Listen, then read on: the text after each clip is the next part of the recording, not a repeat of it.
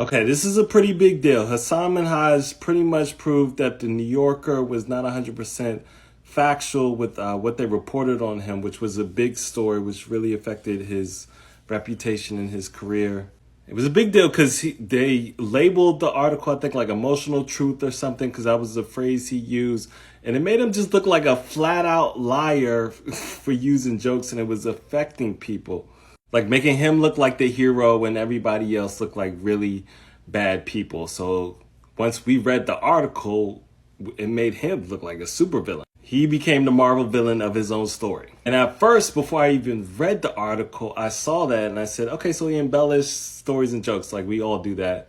Then I listened to the Flagrant 2 podcast, and then that's where I got like, oh, okay, he's embellishing to the point where it's hurting people in real life, and he's misleading his fans to a point where it's making him look like the hero that he really isn't, and maybe relating his stories to their stories when those things really didn't happen to him, because a couple of them were based on race, which were really big things for brown people in America to, relate to. Now, if you're going to come for somebody, don't come for a highly educated brown person who does political comedy, because they got receipts. And the story that really made him look like an asshole, he was able to prove that he didn't lie, because he had receipts of all his conversations with her, and the girl's fine. And I was mad about that. I was like, man, somebody had said that she was getting death threats. So I was like, if she's getting death threats and this asshole used it to become famous and make money and mislead his audience, then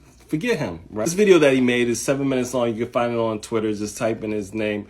Pretty much made the New Yorker look like a terrorist organization, the way they tried to take him down and bomb his life. Now, there's other parts of the story that also say he said something about an undercover FBI agent that didn't seem true. So I'm waiting for him to prove that, or I don't know if there's another part of the video that I didn't see yet.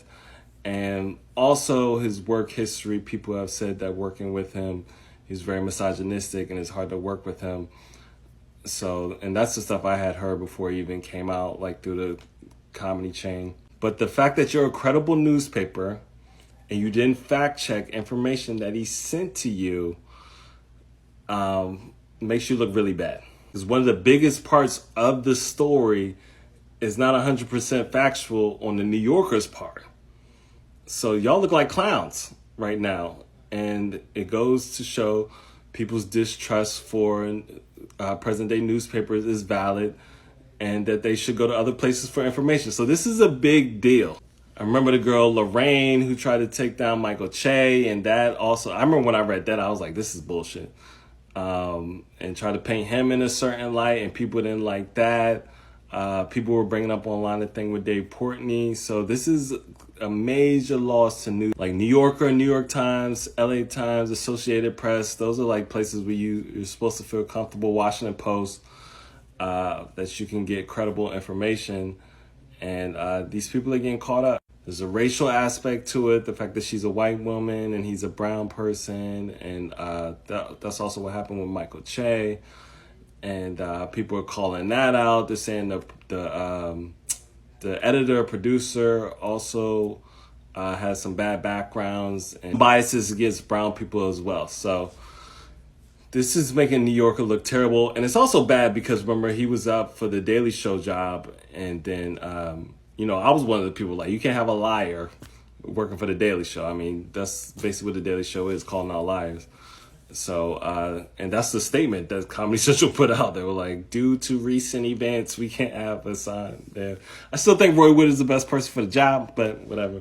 I heard he did great numbers. He's black. He's hip. He knows the show. He has a background in journalism. I mean, it's not going to get better than that. I mean, yeah, he's not the biggest star, but come on. Bet on talent for once. Literally one of the best writers and comedians in the world. But anyway, all right, back to the song. So his fans are pissed because a lot of his fans were defending him. And turns out they were right. It was just a hit piece. Because I remember reading the article, they were saying they were trying to do research and they weren't getting the information back, but he was giving them the information. And what makes it even worse, thank God his publicist was there, because he puts up recordings that his publicist had. So his publicist hadn't have been there, I mean, he would have had a hard time proving that what this lady wrote wasn't true. So the New Yorker's looking like the New York Post at this point. I don't know what Comedy Central is doing. I know they got the clown face they put on a lipstick right now. More embarrassing if they try to take him back now. Actually, due to recent events, we're taking Hassan back for the job. Roy Wood is like, I'm still here. I'm still here. All right, I just want to address that because I did a video on that before, and obviously has huge implications on where we're going to go in the future for when we have opinions about people.